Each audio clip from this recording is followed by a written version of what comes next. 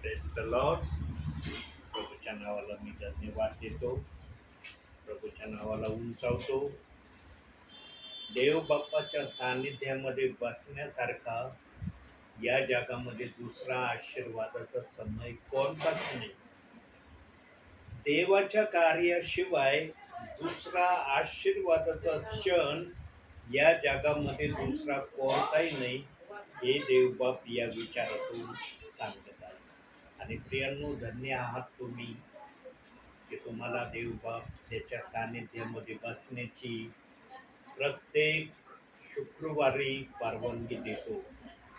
प्रियांनो, तुमचं हे बसणं व्यर्थ समजू नका.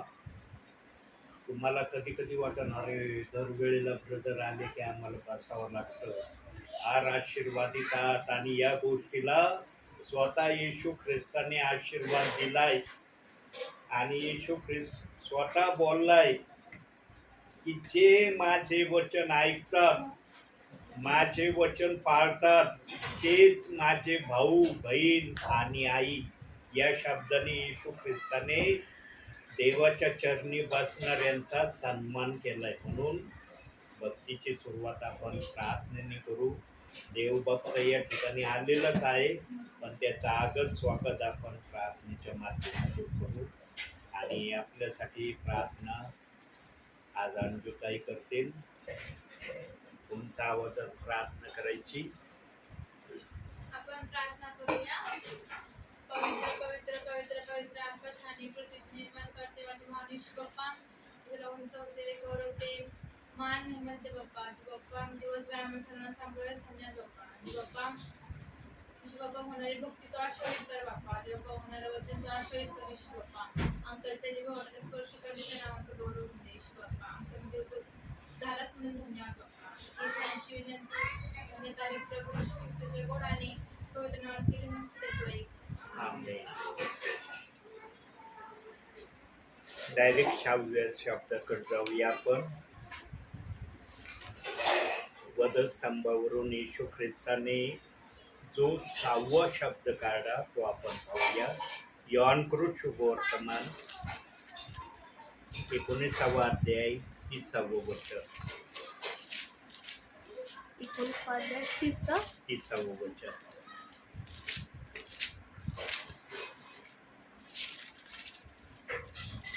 येशूने आम घेतल्यानंतर पूर्ण झाले आहे असे म्हटले आणि मस्तक लवून आपला आत्मा समर्पण केला. प्रियांनो, येशू ख्रिस्त याच्या वधस्तंभावरून या 6व्या शब्दाला पण देव बाप्पाने फार प्राधान्याचं महत्व दिलेलं आहे. आम्हाला वाटतं की येशू ख्रिस्ताने वधस्तंभावरून एवढा शब्द बोलला आणि सगळं काही पूर्ण झालं, असं नाही प्रियांनो. काही गोष्टी येशू ख्रिस्ताने स्वतः हा शब्द उच्चारण्याच्या अगोदर बायबलमध्ये पूर्ण केलेल्या आहेत.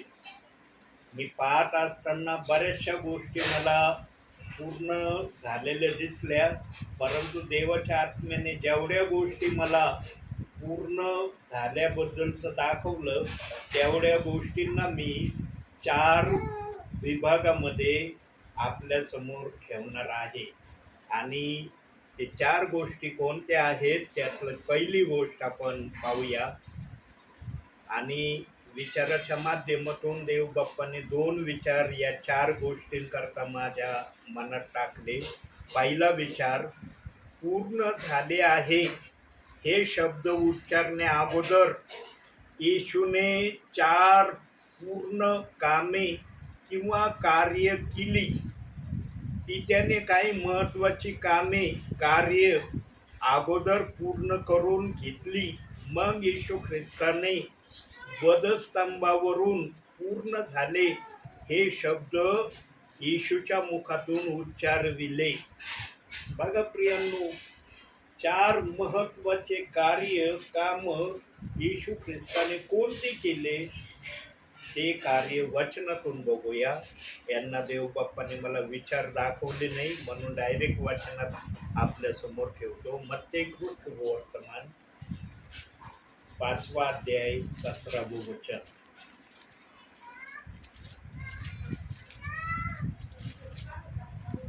नियमशास्त्र किंवा संदेष्टांचे ग्रंथ रद्द करावयास मी आलो आहे असे समजू नका. मी रद्द करावयास नव्हे तर पूर्ण करावयास आलो आहे. यांनो, या एका वचनामध्ये निरनिराळ्या प्रकारचे विचार, निरनिराळ्या प्रकारचे आशय देव बाप्पाने ठेवले. समानतामध्ये देखील हे वचन आहे. येशूची आणि इतर संदेश त्यांची समानता काय हे देखील या वचनातून, शिक्षणाच्या माध्यमातून मी ऐकलंय. प्रियांनो, देवाचं वचन कोणत्याही माध्यमातून आपल्या गोष्टी प्रगट करतं, हे या वचनाचा मुख्य आशय आहे. आणि येशू ख्रिस्त म्हणाला, मी नियमशास्त्राचा ग्रंथ रद्द करायला आलेलो नाही. नियमशास्त्राच्या ग्रंथाला मी कदापि रद्द करणार नाही, तर त्या नियमशास्त्राच्या ग्रंथाला मी पूर्ण करायला आलो. हे विधान, हे वाक्य येशू ख्रिस्त आपल्या सेवा कार्यामध्ये विशेष करून बोलला. आणि प्रियांनो, मोशेची आणि येशू ख्रिस्ताची शिक्षणाच्या माध्यमातून तुलना कशी आहे हे देखील संदेश मी ऐकलाय. प्रियांनो, आपल्या जीवनामध्ये नेहमी सेवकांचे संदेश ऐकण्याकडे आपलं लक्ष ठेवा. कधी स्वतःमध्ये असं अशा प्रकारची इच्छा किंवा भावना तुम्ही उत्पन्न करण्याचा प्रयत्न करू नका की मी इतर सेवकांचा संदेश ऐकणार नाही, मला जो संदेश देता येतो मी त्याच संदेशाला धरून प्रभूमध्ये चालन. यांनो, इतर सेवकांचे संदेश ऐकणं महत्त्वपूर्ण आहे. म्हणून येशू ख्रिस्ताने एक शब्द बायबलमध्ये ठेवला. या विचाराला आपण बघू या वचनातून. मार्कृत शुभवर्तमान 16वा अध्याय 15वं वचन.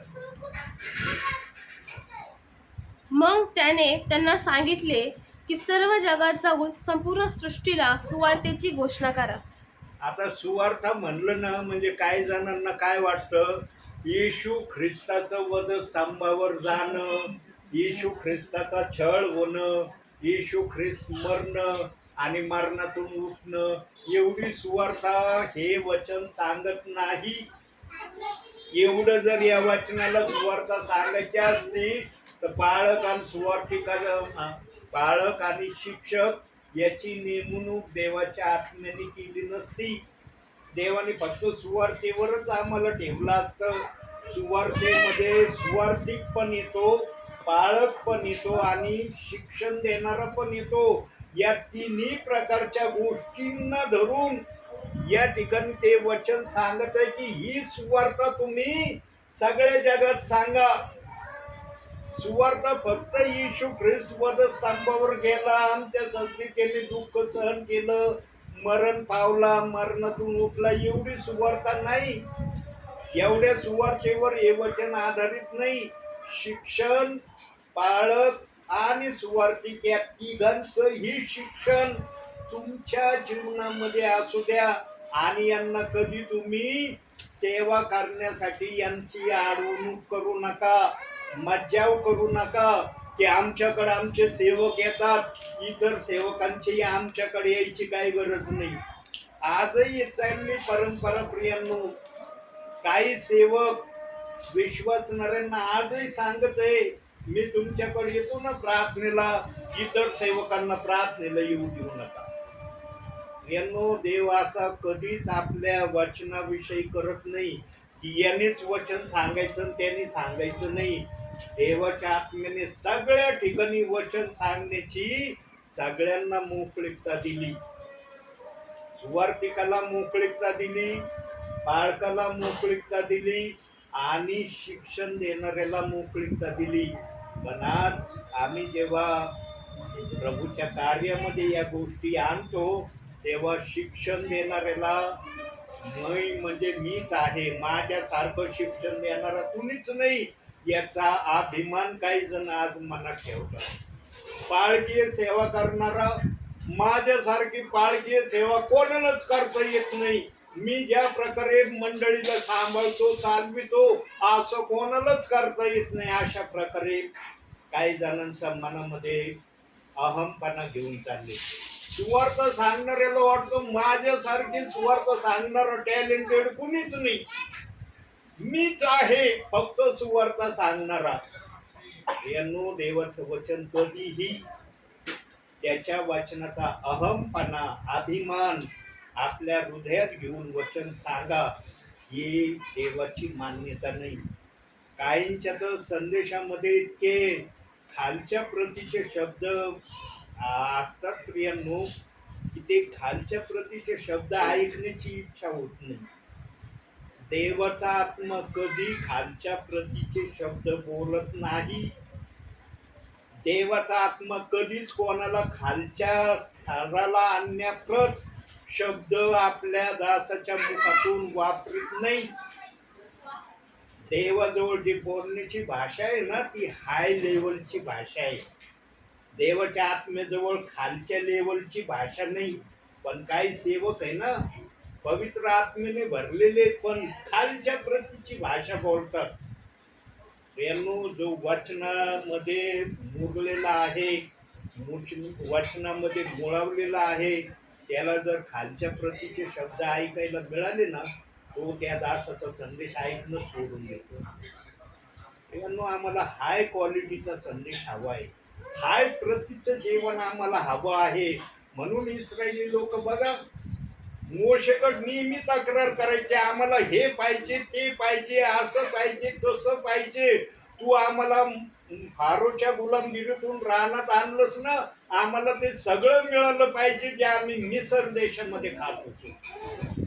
बायबलमध्ये सगळ्या गोष्टी शब्दशः प्रगट केलेल्या नाही.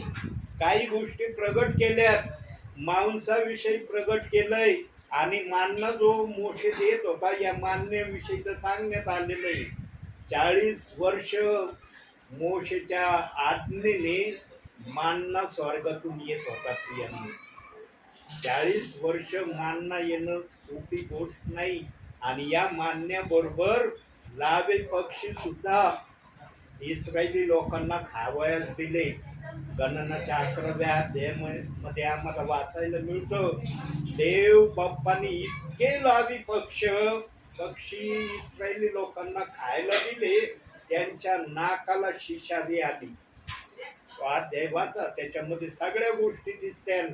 इस्रायली लोकांनी कशी कंप्लेन केली मोशेकड, आम्हाला मान्ना खाऊ खाऊ आम्ही परेशान झालो, आम्हाला मांस खायचंय आता.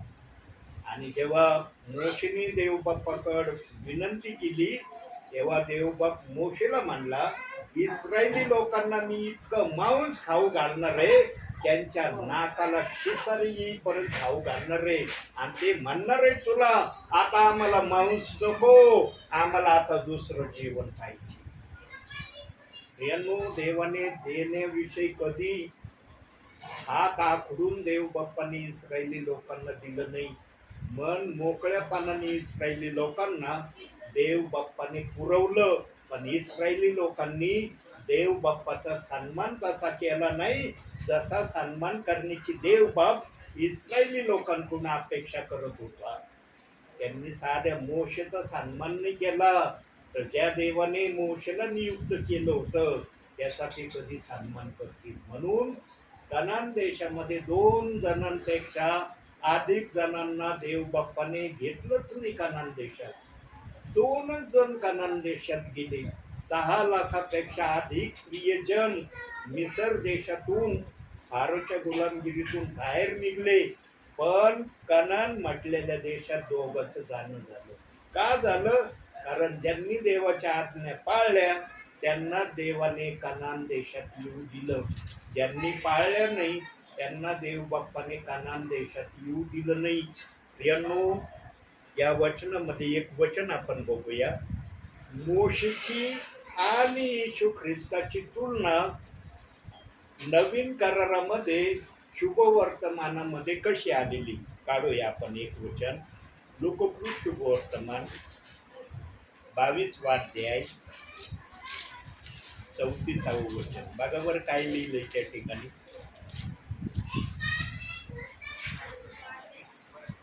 22 अध्याय 34 वचन. तो म्हणाला, पेत्रा, मी तुला सांगतो, तू मला ओळखतोस. हे 3 वेळा नाकारशील तोपर्यंत आज कोंबडा कोणतं आरंभ. पुस्तक काढ बाळा. लूक ना, हा? लूक ना, हा, लूक 22 हा 34 ना. 34. हा.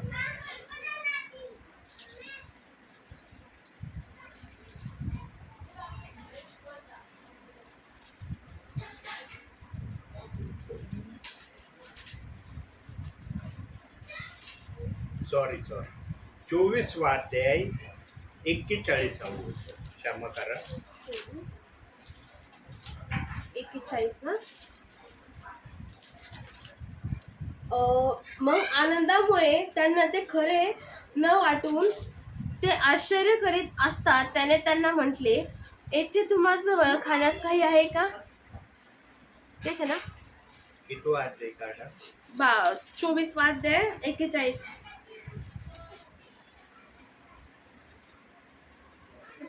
49. मला एक दिसला. माझा चष्म्याचा नंबर वाढला काय. पहा, हा. माझ्या पित्याने देऊ केलेली देणगी मी तुम्हाकडे पाठवतो. तुम्ही स्वर्गीय सामर्थ्याने युक्त व्हाल तोपर्यंत या शहरात राहा. बघा, ज्या देणगीविषयी प्रेषितांचे कृत्य 1 अध्याय 4 वचनात ज्या देणगीचं उच्चारण करण्यात आलं, त्या देणगीचं उच्चारण याही ठिकाणी करण्यात आलं.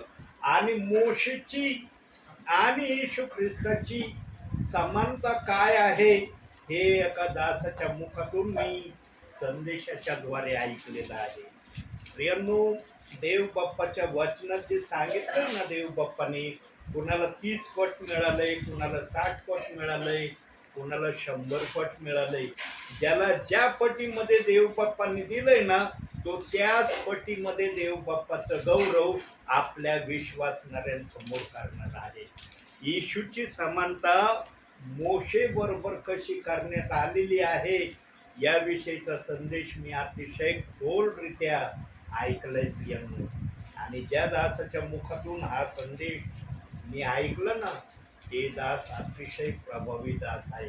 प्रियांनो, ज्याने देवासाठी मेहनत घेतलेली आहे, परिश्रम घेतलेले आहे, देव बाप्पाने त्यांना दिलेला आहे. गाडी नेहमी 2 पायावर चलती.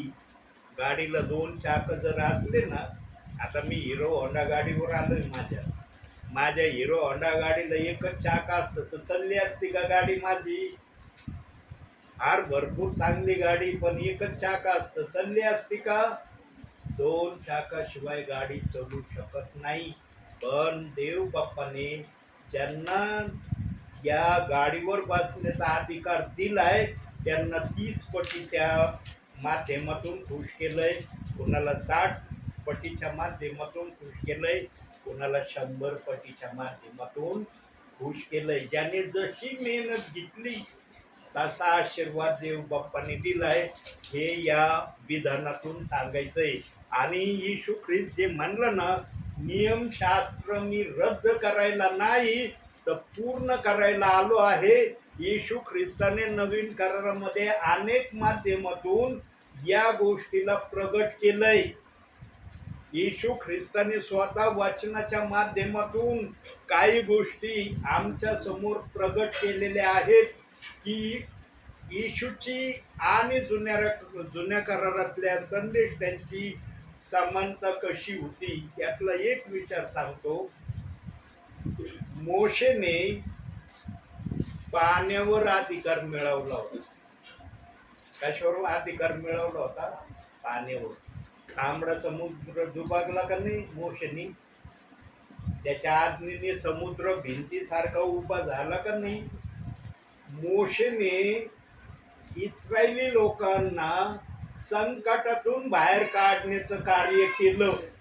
पण येशू ख्रिस्ताने आमच्यासाठी पापाच्या दास्यातून आम्हाला बाहेर काढले. सर्वात मोठं कार्य येशू ख्रिस्ताने आमच्यासाठी केलंय आणि येशू ख्रिस्ताच्या या कार्याच्या पुढचं कार्य करणारा कोणी आतापर्यंत आलेला नाही. पापाच्या दास्यातून बाहेर काढण्याची प्रक्रिया येशू ख्रिस्ताशिवाय आहे का दुसऱ्याच्या नावावर? मोशेने संकटात असलेल्यांना बाहेर काढलं, पण येशू ख्रिस्ताने आम्ही पापात असलेल्यांना पूर्णपणे बाहेर काढलं. म्हणजे जुन्या करारामध्ये नियमशास्त्राच्या ग्रंथामध्ये ज्या गोष्टी होत्या त्या गोष्टीपेक्षाही चांगल्या प्रतीच्या गोष्टी येशू ख्रिस्ताने नवीन करारात केल्या. पण येशू ख्रिस्ताने जुन्या करारातल्या ज्या गोष्टी आहेत, वचन आहेत, कार्य आहेत, त्यांना येशू ख्रिस्तानी रद्द केलं नाही, तर त्यांना धरून तो पूर्ण पुढच्या गोष्टी त्याने केल्या. येशूने मोशेने एक प्रतीचं काम केलं, तर येशू ख्रिस्ताने त्यापेक्षा मोठ्या प्रतीचं कार्य केलं.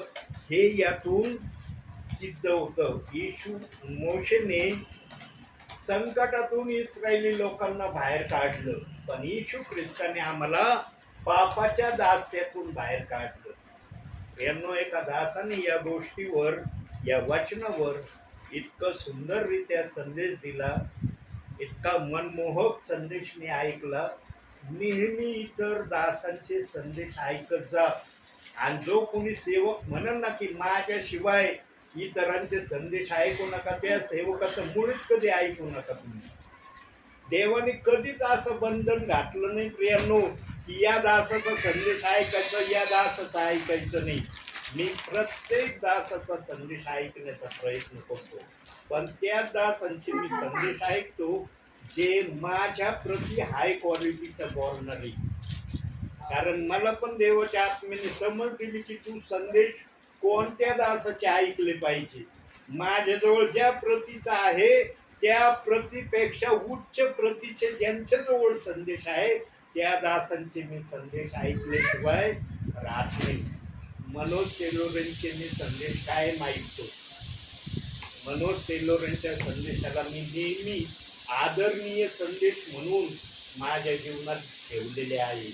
प्रियांनो, एक पॉल बनकर म्हणून देवाचे दास आहेत, हरेगाव या ठिकाणचे, त्या पण दासांचे संदेश मी ऐकतो. एक संगमनेरचे फ्रान्सिस कॅदरी म्हणून आहेत, त्याही दासांचे मी संदेश ऐकतो. या 3 दासांचे संदेश मी माझ्या संदेशापेक्षा हाय लेवलचे संदेश समजतो. कारण मी ज्या लेवलमध्ये संदेश देतो ना त्या लेवलपेक्षा उच्च प्रतीचे या दासांचे संदेश आहे. म्हणून बायबलमध्ये काय सांगितलं, एक वचन बघू आपण या विषयाला अनुसंगून. फिलिप्पियराचं पत्र 3रा अध्याय 2रं वचन.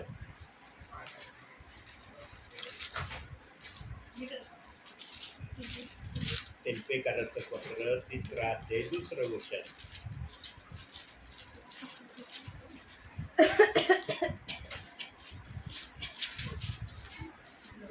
इफिसकारानंतर गलती इफिस फिलिप्पी 3रा अध्याय 2रं वचन. त्या कुत्र्यांविषयी सावध असा. नाही, 2रा अध्याय 3रं बघा. तट पाडण्याचा अथवा पोकळ डौल मिरवण्याच्या बुद्धीने काही करू नका, तर लीनतेने एकमेकांना आपल्यापेक्षा श्रेष्ठ माना. मी या 3 दासांना आपणापेक्षा श्रेष्ठ मानतो. या दासांना मी माझ्या जीवनामध्ये फार उच्च प्रतीचा सन्मान देतो. कारण ज्याच्याजवळ वचन आहे ना त्याच्याजवळ आदर सन्मानाचे ते पात्र आहेत. देवाने सर्व नावाहून आपल्या वचनाला श्रेष्ठता का दिली? कारण वचनामध्ये जीवन आहे, वचनामध्ये आशीर्वाद आहे आणि वचनानुसारच आम्ही स्वर्गामध्ये प्रभू जवळ जाणार आहोत. देवाने वचनाला सर्वात मोठी जागा दिली आणि ज्या पण सेवकाजवळ वचन आहे ना त्या दासाचा आदर करणं हे सेवकाचं आणि विश्वासणाऱ्याचं आद्य कर्तव्य असलं पाहिजे. ज्याच्याजवळ काहीच वचन नाही ना, 30% नाही, 60% नाही, 100% नाही, मग त्याचा तुम्ही कसा व्यवहार करता ते तुमच्यावर.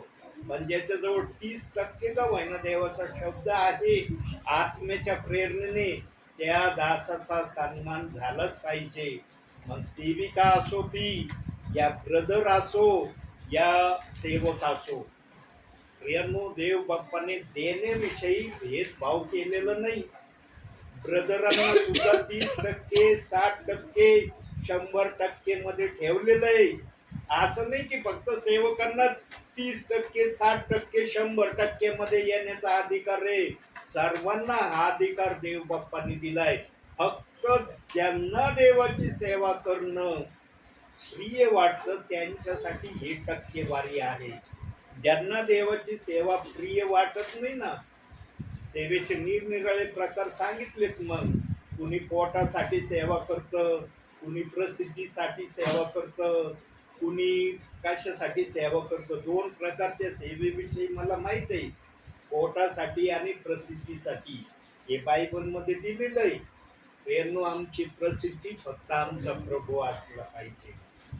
देवाच्या नावाखाली स्वतः प्रसिद्ध होण्याचा कधीच कुणी प्रयत्न करू नये. सेवकांनी करू नये, सेविकांनी करू नये आणि ब्रदरांनी करू नये.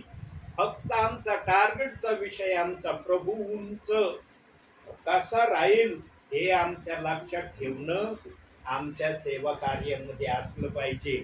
आणि हीच प्रक्रिया येशू ख्रिस्ताने मत्ते 7:17 वचनामध्ये बोलून नाही तर कृतीने करून दाखवली. येशू ख्रिस्त नुसता बोलणारा नव्हता, करून दाखवणारा होता. आता ज्याच्या आडामध्ये जेवढं आहे तेवढंच तो काढून तुम्हाला देणार आहे. ज्याच्या आडामध्ये जादा नाही भरलेलं तो कस काय देईन. आणि संदेश हा देवाच्या आत्म्याशिवाय कोणाला सांगता येत नाही, असं देव बाप्पाने आम्हाला वचनातून दाखवलेलं. तर दुसऱ्या पॉइंट कडे जाऊ आपण. त्यासाठी काढूया मत्तेकृत शुभवर्तमान 21वा अध्याय 16वं वचन. अतिशय महत्वपूर्ण घटना देव बाप्पाने या ठिकाणी पूर्ण केली. 21वा अध्याय 16वं वचन.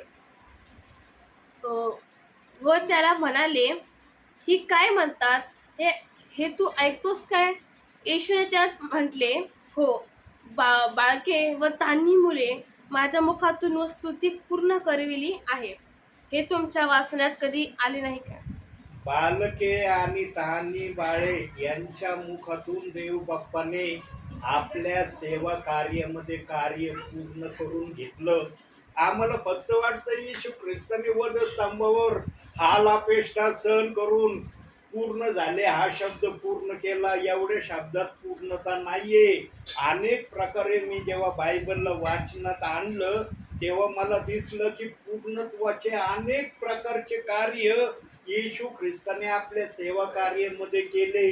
आणि त्यातून मला देव बाप्पाने 4 प्रकारचे सेवा कार्य दाखवले, जे मी माझ्या वहीमध्ये लिहून आणले. प्रियांनो, देव बाप्पाने बालकांना सुद्धा पूर्ण देवाचं गौरव करण्याची मान्यता दिली. म्हणून येशू ख्रिस्त आपल्या सेवा कार्यामध्ये नेहमी म्हणायचा, बालकांना मजकडे येऊ द्या, त्यांना मनाई करू नका.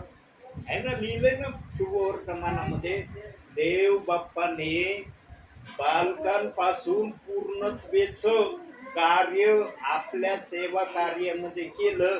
हे यातून सिद्ध होतं प्रियांनो की येशू ख्रिस्ताने बालकांना सुद्धा देवाचं पूर्ण गौरव करण्याचा अधिकार दिला.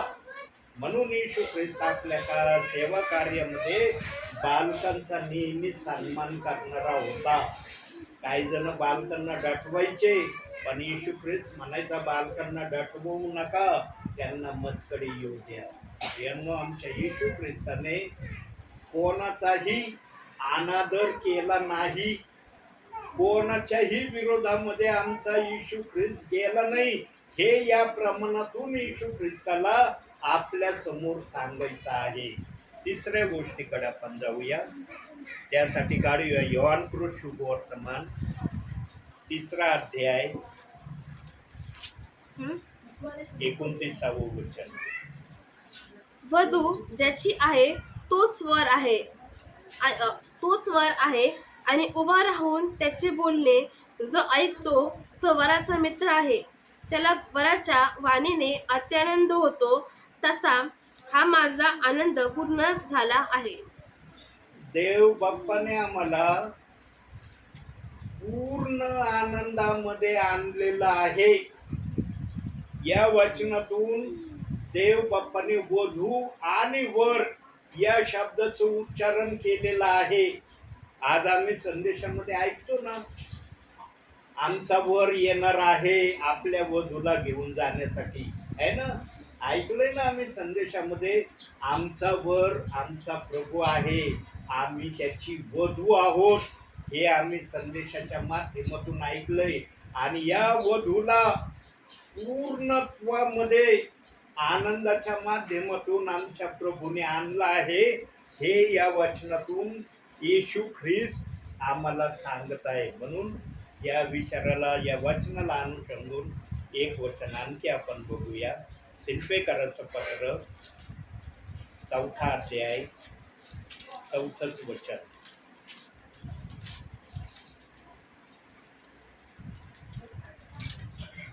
प्रभूमध्ये सर्वांना आनंद करा.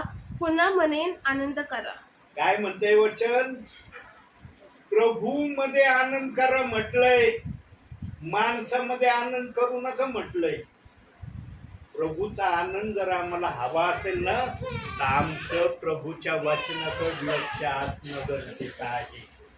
तुम्हाला खरा आनंद जर आपल्या जीवनामध्ये पाहिजे असेल, खरं जर ख्रिस्ती जीवन जगण्याची तुम्ही अपेक्षा प्रभूमध्ये आल्यावर जर करत असाल, तर वचनापासून स्वतःला कधी दूर ठेवू नका. वचन वाचल्याशिवाय किंवा वचन ऐकल्याशिवाय एकही दिवस जाऊ देऊ नका. वचनाकडे नेहमी तुमचं लक्ष असू द्या. प्रियांनो, जो वचनाचा सन्मान करतो ना, देव बाप त्याचा सन्मान केल्याशिवाय राहत नाही. म्हणून येशू ख्रिस्ताने आपल्या सेवा कार्यामध्ये नेहमी उच्चारण केलेलं आहे निरनिराळ्या ठिकाणी, की जे माझं वचन पाळतात, माझं वचन ऐकतात, तेच माझे भाऊ बहीण आणि आई आहे. जे माझ्या वचनाला पाळीत नाही, माझं वचन ऐकत नाही, त्यांच्याविषयी येशू ख्रिस्तांनी काही सांगितलेलं नाही. पण जे पाळतात, ऐकतात, त्यांच्याविषयी येशू ख्रिस्तांनी वचनात सांगितलंय. प्रियांनो, आम्हाला येशू ख्रिस्ताचा पूर्ण झालेला शब्द, फक्त आम्हाला असं वाटतं येशू ख्रिस्ताने सर्व दुःख, सगळे त्रास सहन करून जे शब्द बोलला तेवढंच पूर्ण झालं. प्रियांनो, येशू ख्रिस्ताने कैसराला कर देण्याचं देखील पूर्ण प्रकारचं कर देऊन त्याही गोष्टीचा सन्मान केला. म्हणून पेत्राला तो म्हणला, समुद्रात जा, तुला एक मासा दिसेल, त्याचं तोंड उघड, त्याच्यातून एक नाणं येईल, तो तुझा आणि माझा कर कैसराला दे. आमच्या येशू ख्रिस्ताने कर देण्याचा देखील या माध्यमाला पूर्ण केला. असं कर देण्याच्या दाखल्यामध्ये आहे. आमच्या येशू ख्रिस्ताने कोणत्याच गोष्टीच्या विरोधात गेलं नाही, की मी देवाचा पुत्र आहे, मला कर देणं लागू नाही, मी कर देऊ शकत नाही. अशी रब आणि टप भाषा आमच्या येशू ख्रिस्ताच्या मुखात नव्हती. पण आज काही सेवकांच्या मुखामध्ये इतकी प्रमाणाच्या बाहेर रब आणि टप भाषा आहे प्रियांनो, ती ऐकूशी वाटत नाही. त्या शब्द ऐकले ना मनाला नाराजी येते. प्रियांनो, जो पण सेवकाचा संदेश ऐकायला बसतो ना, आनंदी होण्यासाठी बसतो. त्याच्या जीवनात आनंद यावा, प्रभूकडून जे आशीर्वाद प्रभू देण्याचं ठरवतो ते माध्यम सेवक आहे. पण सेवकाच्या मुखातूनच जर खालच्या प्रतीचे शब्द येत असले, तर देव बाप्पाचा आत्मा कसा आशीर्वाद पाठविनो?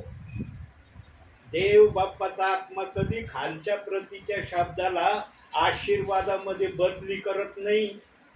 येशू ख्रिस्ताच्या डिक्शनरीमध्ये तुम्ही काही बोला, मी आशीर्वाद द्यायलाच बसलोय, ही भाषा नाही. काही सेवक या भाषेचा उपयोग करत आहे. सेवकाने कधी विश्वासणाऱ्याची दिशा भूल करू नये. विश्वासणारे आशीर्वादाच्या हेतूने बसतात. वधस्तंभावरून येशू ख्रिस्ताने जे पूर्ण झाले या शब्दाचं उच्चारण केलं ना, ते पूर्ण होण्याच्या शब्दाच्या माग येशू ख्रिस्ताला हे सांगायचं होतं की मी जे पण कार्य केलंय ते आदरणीय कार्य आहे आणि त्याला मी पूर्ण झाले या शब्दाने गौरविलेला आहे.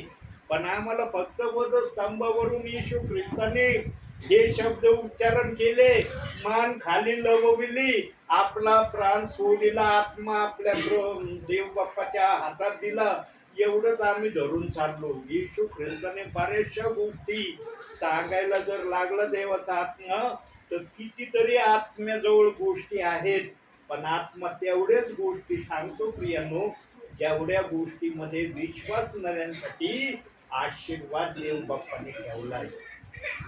सेवकाचा उपयोग देवाचा आत्मा विश्वासणाऱ्यांना आशीर्वाद भेटावा यासाठी करतो. सेवकाचा देव बाप्पाचा आत्मा विश्वासणाऱ्यांना आशीर्वाद न भेटावा याच्यासाठी करत नाही. आणि सेवकाची सर्वात पहिली क्वालिटी त्याच्या बोलण्यातून व्यक्त होती.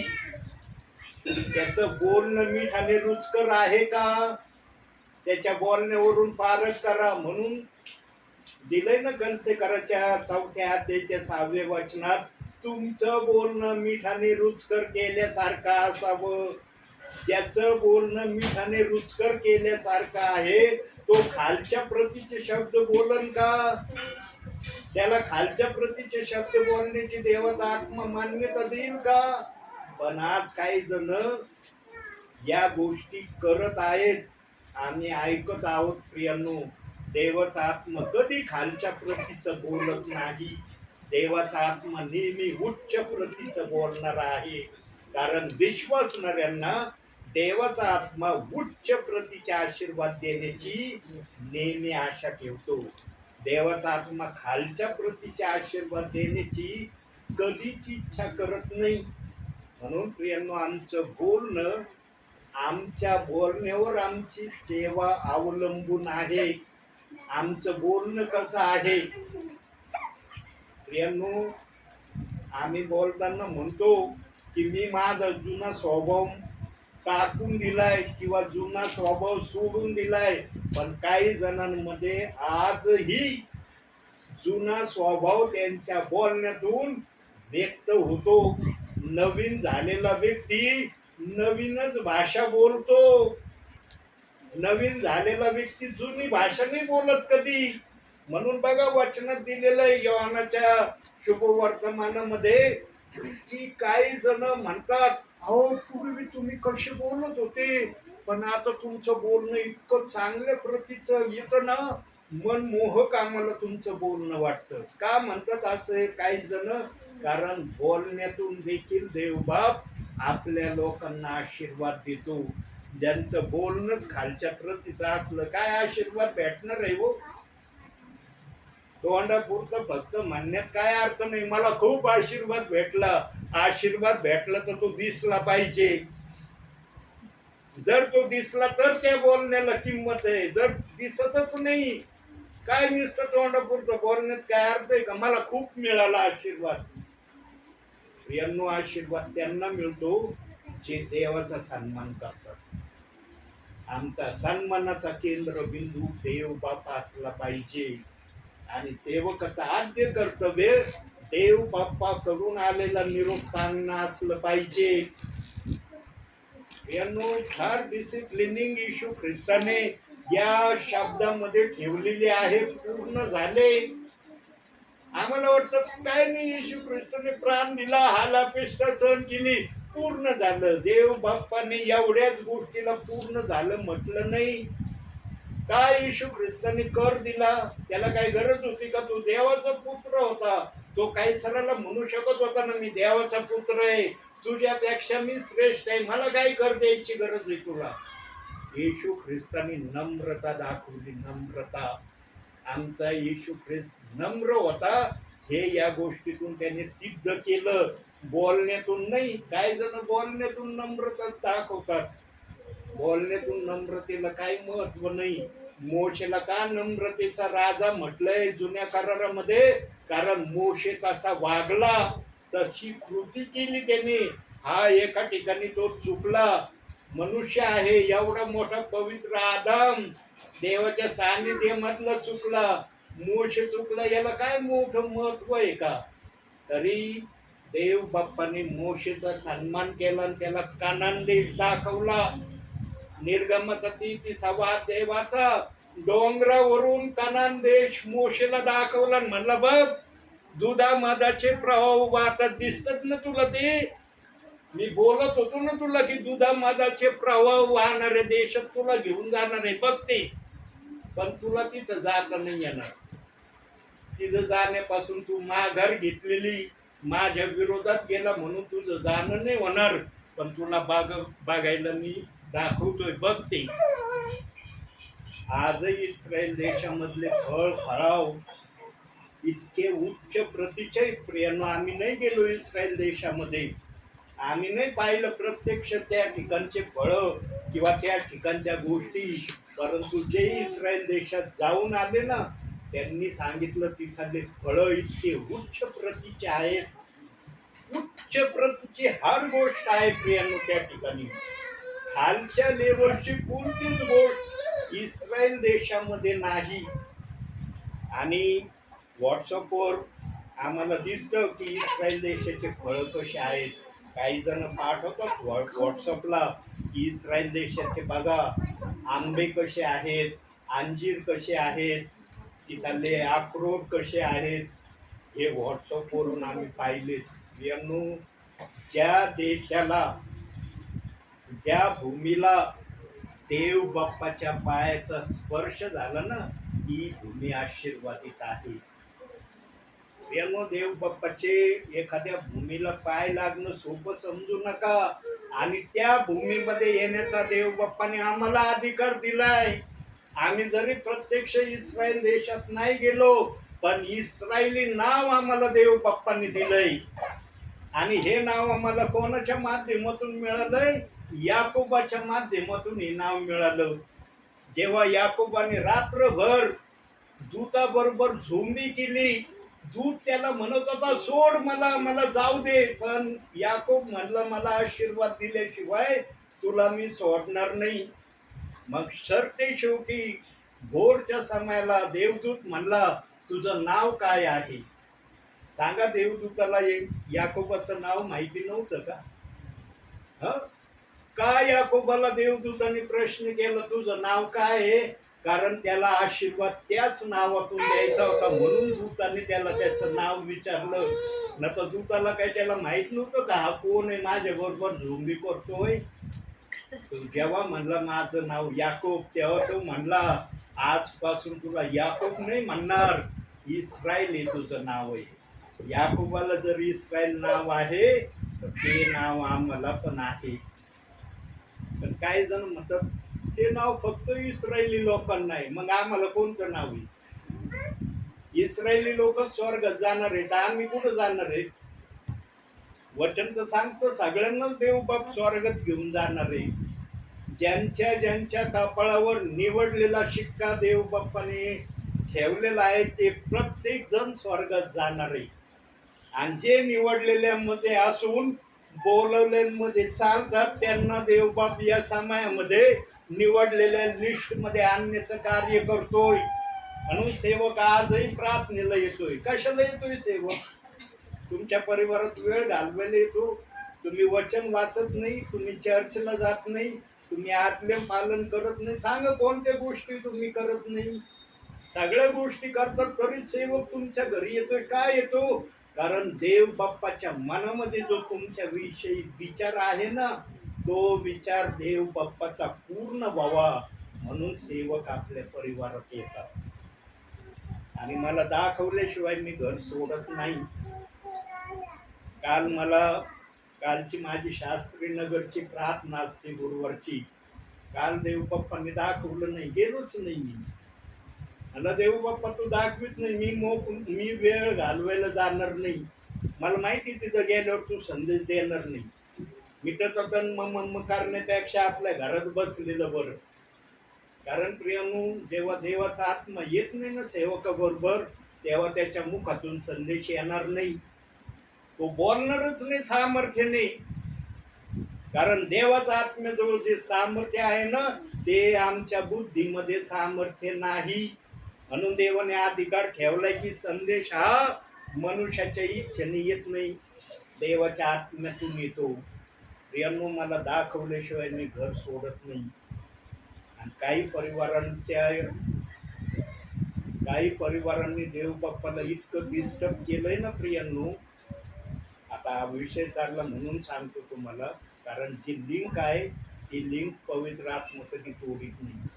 काही जणांनी देव बाप्पाला इतकं डिस्टर्ब केलं. सेवकाला तुम्ही किती डिस्टर्ब करा, सेवक तुमच्या सारखा आहे, तो पण पाप करणारच आहे. सेवक पाप करत नाही असं समजू नका, सेवकही पाप करतो.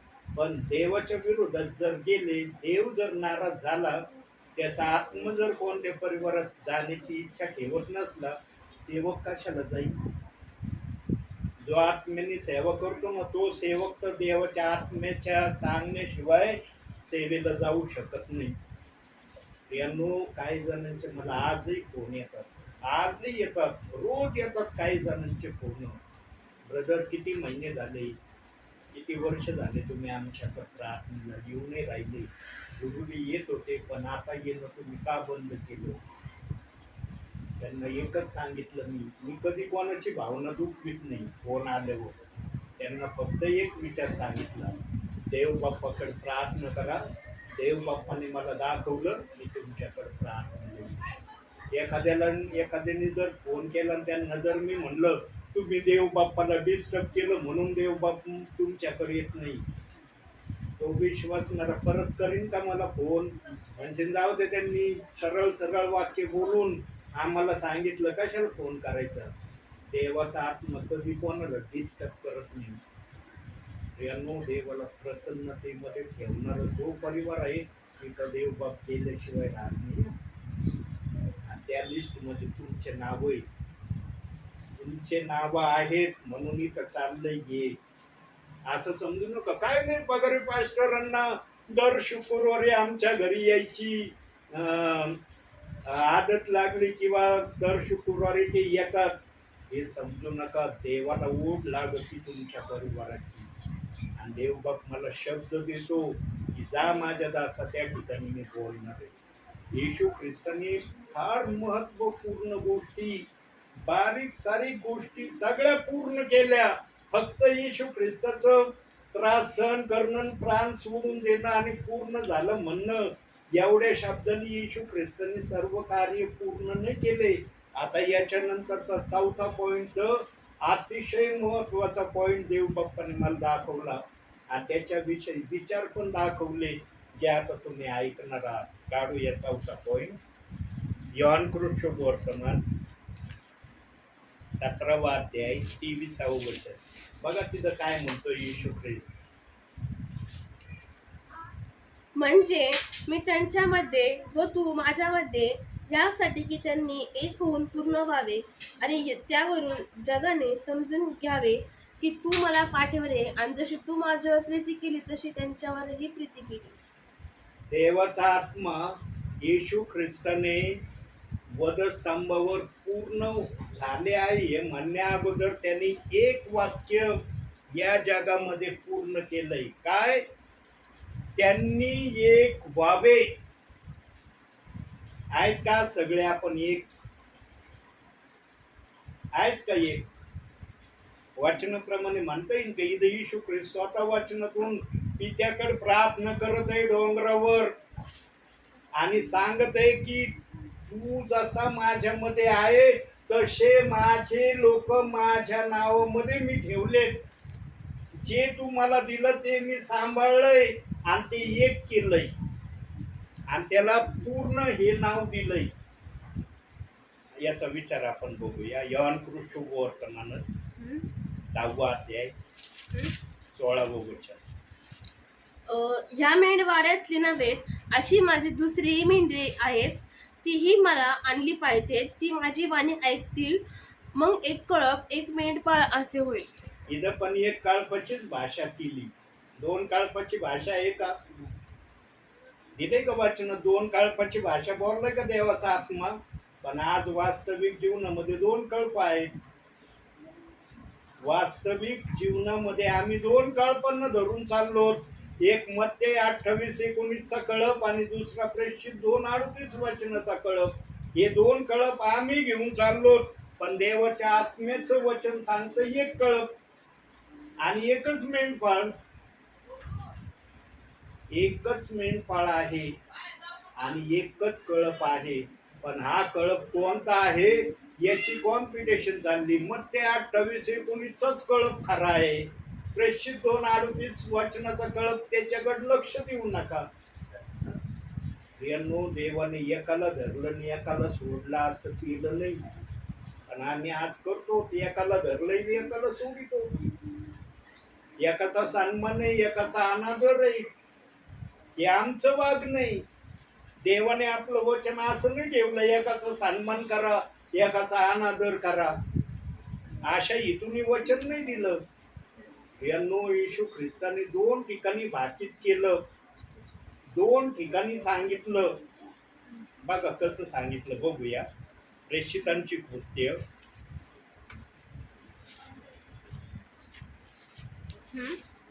1 अध्याय 4 वचन. तो व ते एकत्र जमले असताना त्याने त्यांना आज्ञा केली की यरूशलेम सोडून जाऊ नका, तर पित्याने देऊ केलेल्या ज्या देणगीविषयी तुम्ही माझ्याकडून ऐकले आहे तिची वाट पहा. हिची वाट बघा. आता कोणती देणगी येण्याची बाकी राहिली होती? येशू ख्रिस्ताने जर सगळं पूर्ण केलं, हे शब्द जर बोलला, तर मग कोणत्या देणगीला येण्याचं बाकी राहिलं होतं?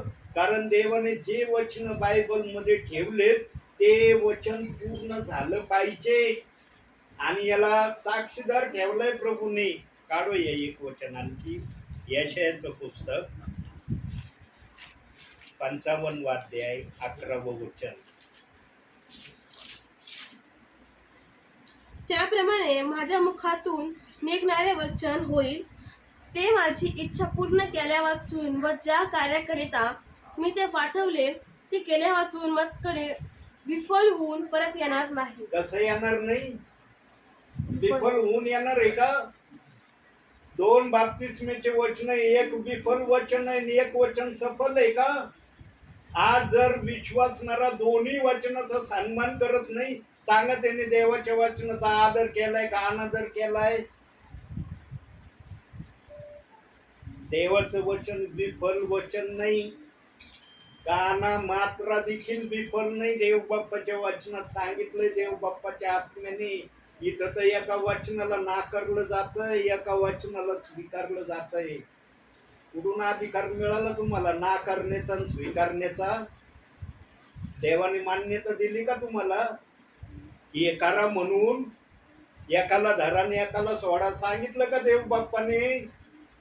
काय सांगतंय वचन? काय वाचलं आपल्या ताईंनी आता? देवाचं वचन विफल होऊन येत नाही, ते सफल होऊन येतं. मग बाप्तिस्मेचे 2 वचन, एक सफल आहे आणि एक विफल आहे का? आज विश्वासणारे काही सेवक बाप्तिस्मेच्या दोन्ही वचनाचा सन्मान का नाही करत? येशू ख्रिस्त स्वतः म्हणतो त्यांनी एक व्हावे.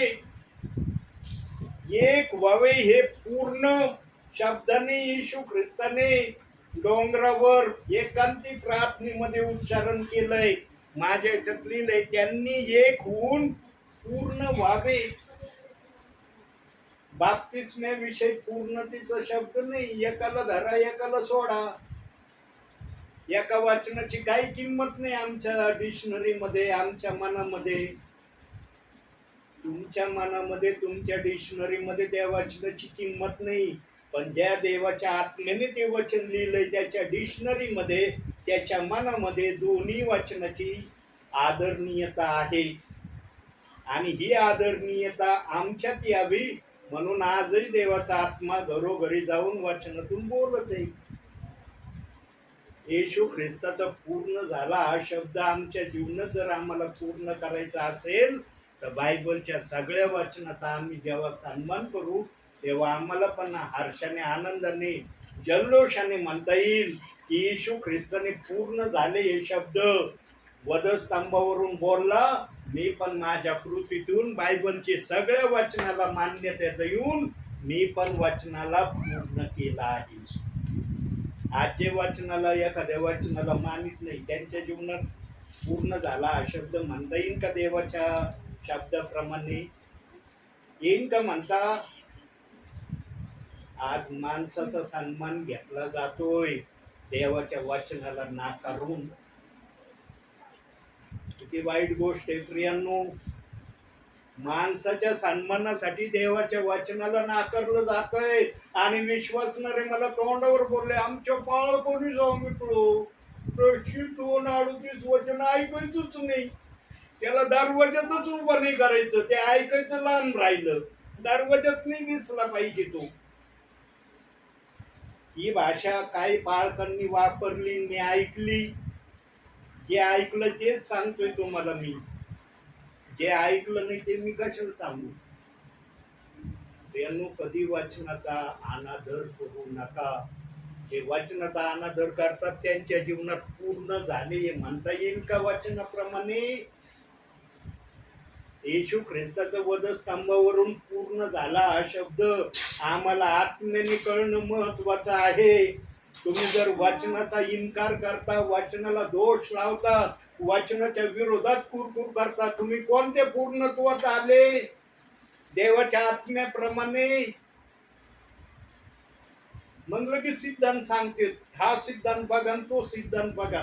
अरे सिद्धांत देणाऱ्याने सांगितलं का एका सिद्धांताचा विरोध करा आणि एका सिद्धांताचा स्वीकार करा? देवाच्या आत्मा अशी भाषा बोलतो का? त्याला जर ही भाषा बोलायची असती त्याने वचनच दिलं नसतं. तो म्हणला असता कशाला वचन देऊ मी?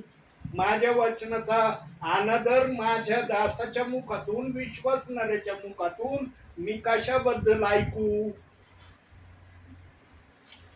यानो देवाने सर्व नावाहून आपल्या वचनाला सर्वात मोठी जागा दिली आणि जो आपल्या जीवनामध्ये देवाच्या वचनाला सर्वात मोठी जागा देतो त्याने देवाचा शब्द पूर्ण केला आहे.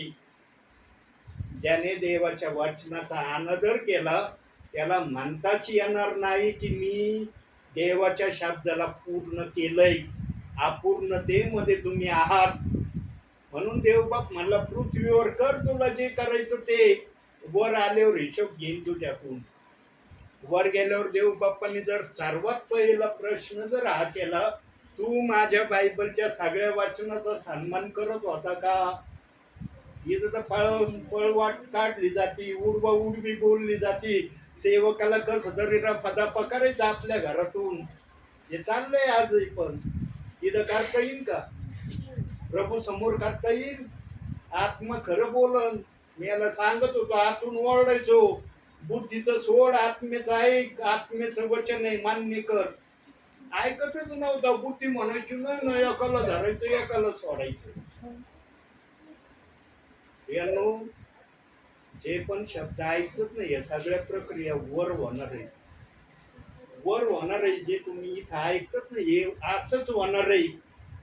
आणि कदाचित देवबाप त्या ठिकाणी मला दाखवील, बघा हा येत होता ना, हा दास येत होता ना शरीराने, आता आत्म्याने इथं पण शरीरामध्ये हा येत होता ना, सांगत होता ना. हा आपल्या मनाचं नव्हतं सांगत, वचनातून सांगत होता. आणखी एक विचार करू. लोकप्रूढ शुभवर्तमान याच विषयाला अनुषंगू ना, देणगी विषय 24 अध्याय 49 वचन. पहा, माझ्या पित्याने देव केलेली देणगी मी तुम्हाकडे पाठवतो. तुम्ही स्वर्गीय सामर्थ्याने युक्त व्हाल तोपर्यंत या शहरात राहा. बघा, देणगी विषयी जे सांगण्यात आलं ती कोणती देणगी होती? 2 वचनामध्ये स्वतः येशू ख्रिस्त मरणानंतरही त्याने देणगीचं उच्चारण केलं आणि मरणाच्या अगोदरही देणगीचं उच्चारण केलं, म्हणजे मरणाच्या अगोदर आणि मरणातून उठल्यानंतरही त्या देणगीचं उच्चारण केलं. कोणती देणगी? ती देणगी बघू आता आपण. योहान शुभवर्तमान 14वा अध्याय 16वं वचन. मी पित्याला विनंती करीन, मग तो तुम्हाला दुसरा कैवारी म्हणजे सत्याचा आत्मा देईल, अशासाठी की त्याने तुम्हा बरोबर सदा सर्वदा राहावे. जो सत्याचा आत्मा तुमच्यात येणार आहे ना, तो सत्याचा आत्मा कधी तुम्हाला हे नाही सांगणार एकाला धरण एकाला सोड. तो सत्याचा आत्मा म्हणून पाहिलं जे धरलं ना, तसंच हे आहे. एकात नाव आहे, एकात नाव नाही. एका वचनात काय दिलंय? येशू ख्रिस्त बोलला पिता, पुत्र, पवित्र आत्मा. पण ह्या देणगीमध्ये स्वतः येशू ख्रिस्ताच्या नावाने बाप्तिस्मा घ्याविषयी सांगितलंय. आज तुम्हाला नाव आहे ना, मला नाव आहे ना. आपल्याला नाव नसते तर आपण एकमेकांना कसा आवाज मारला असता. आमच्या सुनीताताईंना जर नाव नसतं, सुनीताताईंच्या मालकांना जर सुनीताताईंना आवाज मारायचं झाला असतं, काय बोलले असते हो? काय बोलले असते आमच्या ताईंना? याच्याहून पारख करा प्रियांनो. मत्ते 28-19 वचनामध्ये पिता, पुत्र, पवित्र आत्मा हे एक आहे. हे तीन नाही, एक आहे, एक. पण तीनाचा एक याला गणित नाव दिलंय. तीनाचा एक बांधलाय. एक नाही मानित, तीनाचा एक बांधलाय तो. मग सांगतो ना, म्हणतो पिता आहे तो पुत्र आहे. पुत्र पिता आहे म्हणून आत्मा आहे. मग हे वेगवेगळे तीन शरीरात आहेत, पण यांचं एक नाव आहे. तीनाचा एक कधी बनन का? आता आमच्या शरीरात जीव आहे, शरीर आहे, आत्मा आहे. आहे काय? तीन शरीर दिसतात का आमच्यामध्ये? एका शरीरामध्ये ना शरीर आहे, जीव आहे, आत्मा आहे. का तीन शरीर दिसतात का? आमचे तीन शरीर चालताना दिसतो. अरे माणूस एक आहे पण तीन शरीरात दिसतोय आम्हाला. तसं देव बाप्पा आम्हाला पिता, पुत्र, पवित्र आत्मा आहे तीन शरीरामध्ये दिसतो का? मग एक हे नाव का दिलं? बघूया 17वा अध्याय योहान 3रं वचन. बघा आणखी सत्यता. सार्वकालिक जीवन हेच आहे की तू जो एकच खरा देव त्या तुला जो एकच खरा देव, त्या हे तुला देवाच्या आत्म्याचे शब्द आहे. तू जो एकच खरा देव. इथं तीन नाही म्हटलं. वाच बाळा पुढं. त्या तुला व ज्याला तू पाठविले त्या येशू ख्रिस्ताला त्यांनी ओळखलं का आम्ही येशू ख्रिस्ताला? आज येशू ख्रिस्ताला ओळखलं असताना तर मग येशू ख्रिस्ताने जी देणगी सांगितली, जो पवित्र आत्मा आलाय त्या आत्म्याचा आम्ही सन्मान केला असता आणि येशू ख्रिस्ताच्या नावाने बाप्तिस्मा घ्यायला प्रथम देव बाप्पाकडे प्रार्थना केली असती. देव बाप्पा तुझ्या नावाने माझा बाप्तिस्मा होते. पण आज सेवकाला नाही ना ब्रदर, नाही जमणार हा बाप्तिस्मा घ्यायला, हे वचनच जमणार नाही मला, तर बाप्तिस्मा कधी घेणार? यानो वचनाचा इन्कार करू नका. तुम्ही देवाची जर प्रजा आहात ना, तर देवाला सिद्ध करून दाखवा की मी खरं तुझी प्रजा आहे. वचनाचा विरोध करून देवाच्या नजरेत तुम्ही होता का प्रजा? येशू ख्रिस्ताने नियमशास्त्राचा कोणताच ग्रंथ रद्द नाही केला. येशू ख्रिस्त म्हणू शकत होता मी नवीन करारात आलोय, जुना करार माझ्यासाठी काय महत्वाचा नाही. म्हणू शकत होता का नव्हता? येशू ख्रिस्त नाही म्हणला. तो म्हणला मी तो रद्द करायला नाही, पूर्ण करायला आलो. आणि केलं त्याने पूर्ण. जसं पण देव बाप्पाने माझ्या मुखातून प्रगट केला, जेवढं मी आत्मसात केलं तेवढं तुमच्या समोर ठेवलं. जेवढं देवाने दिलं तेवढं सांगितलं मी. प्रियांनो, देवाची प्रजा जर तुम्हाला खरोखर आपल्या जीवनामध्ये प्रभूला सिद्ध करायचं असेल तर वचनाला दोष लावणं बंद होणं महत्वाचं आहे. देवाच्या आत्म्याने कुठं देवाच्या वचनाला दोष लावण्याची मान्यता दिली नाही. तुम्हाला वचन समजत नाही, देवाकडे प्रार्थना करा. त्या वचनाच्या विरोधात बोलून कशाला अपराधी बनता? मग ते 12:36 वचनाप्रमाणे देवबाप म्हणन, तू जो जो व्यर्थ शब्द बोलला त्याचा हिशोब दे आता मला. वचनाच्या विरोधात बोलत होता, का बोलत होता सांग मला आता. मी तुला मान्यता दिली होती का? सेवक म्हणत होता नका बोलू, का नाही ऐकलं? नोहा पण आपल्या काळामध्ये 120 वर्ष सांगत होत त्या प्रजेला, मोठा पाऊस येणार रे, जलप्रलय येणार रे, हे जग देव बाप समाप्त करणार रे. त्याला वेड्यात गिनती केलं होतं त्या काळातल्या लोकांनी. वेडा म्हणत होते, अरे याचं वय वय झालं ना, याचं डोकं सरकलंय, हे काही बोलतोय. जेव्हा पाऊस आला तेव्हा त्याच नावेला ठोकायला आले, उघडणं नोहा भाऊ आम्हाला आत घे. नोहा म्हणलं हे दार बाहेरून बंद केलंय, आतून नाही. आतमध्ये लॉकच नाही ठेवलं देवानी, बाहेर लॉक ठेवलंय. आणि ते लॉक देवाशिवाय कोणाला उघडता येणार नाही. तुम्ही त्या लॉक पर्यंत जाऊ शकत नाही, तुमची हाईटच नाही तेवढी त्या लॉक पर्यंत जाण्याची. इतकं उंच लॉक होतं ना, तिथं कोणाचाच हात जात नव्हता देवाशिवाय. ठोकीत होते, उघडणं नोहा भाऊ दार, आम्हाला आत घे. आमच्या छातीपर्यंत पाणी आलंय.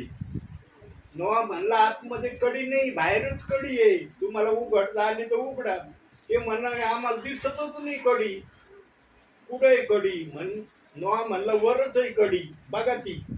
पण जहाज इतकं मोठं होतं, त्यांना ती कडी दिसली नसेल देव बाप्पाची. यानो देवाचं वचन अस्मरणीय वचन आहे, त्या वचनाचा आम्ही आदर केला पाहिजे. इतके जे नोहाच्या काळात झाले तेच पुत्राच्या काळात होईल सांगितलं ना वचनात, चाललंय ना. आजही प्रेषित 2:38 वचनाचा नाकार करू नका, स्वीकार करा, हेच सांगितलं जातंय ना. किती जण स्वीकार करतात आज? नोहाच्या काळात काय चाललं होतं? नोहा जे सांगत होता ऐकत होतं का नोहाचं कुणी? एकाने ऐकलं नाही. नोहाच्या 8 जणांपैकी 9व्या जणांनी देवाचा शब्द पाळलाच नाही. आज काय चाललंय?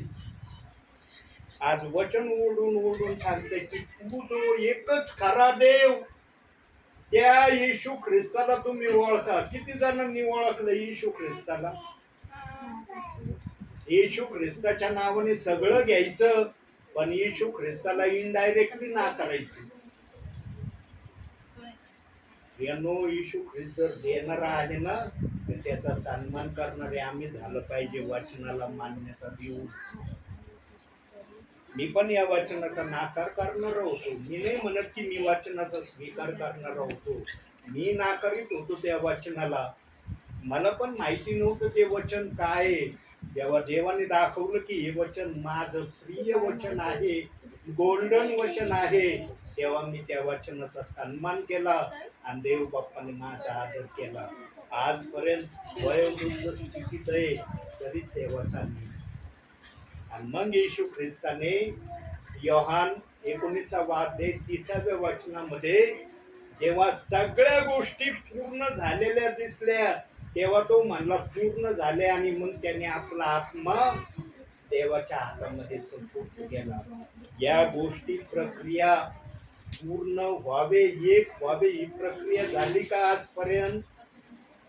झाली का? वचनाच्या पट्टीमध्ये ठेवा बरं. येशू ख्रिस्त म्हणतो त्यांनी एक व्हावे, पूर्ण व्हावे. झालंय का? आज जर वचनाला दोष लावणं चालले तर पूर्ण झालं म्हणता येईल का? येशू ख्रिस्तांनी तर पूर्ण झाले हा शब्द वापरलाय. आपण कुठं आहात याची तपासणी प्रभू येण्या अगोदरच करा. जर तुम्ही योग्य वाटेवर प्रभूला दिसत नसले तर वचनाप्रमाणे योग्य वाटेवर येण्याचा माध्यम एकच आहे, वचन वाचा, प्रार्थना करा. याच्याशिवाय योग्य वाटेवर येण्याचं माध्यम दुसरं नाही. ज्यांना प्रेषित 2:38 वचन समजत नसन त्यांनी देव बाप्पाकडे डोळे झाकून प्रार्थना करा. देव बाप्पा मला हे वचन समजावून सांग, हे वचन काय आहे? या वचनाचा मी विरोधक आहे, या वचनाला मी मानित नाही, या वचनाला मी किंमत देत नाही, हे वचन कुरकुरीत आहे माझ्या नजरेत. या सगळ्या शब्दांना पवित्र आत्म्यासमोर कबूल करा क्षमा मागा देवाचा अर्थ तुम्हाला त्या वचनाचा अर्थ समजावून सांगन. आणि जी गोष्ट तुमच्यासाठी प्रभूने स्वर्गामध्ये ठेवली आहे ती गोष्ट आपण बघू आणि या ठिकाणी थांबू. शेवटचं वचन वाचू आपण. डोळे बंद करायचे. वचन वाचल्यावर प्रगटीकरण हं? 3रा अध्याय 11वं वचन. वचन वाचायचं, डोळे बंद करायचे. 11 ना. मी लवकर येतो, तुझा मुकुट कोणी घेऊ नये म्हणून जे तुझ्याजवळ आहे ते दृढ धरून राहा. डोळे बंद करा. वाचलेल्या वचनातून देव बाप तुम्हाला आणि मला भरपूर आणि भरपूर आशीर्वाद देव. आमेन.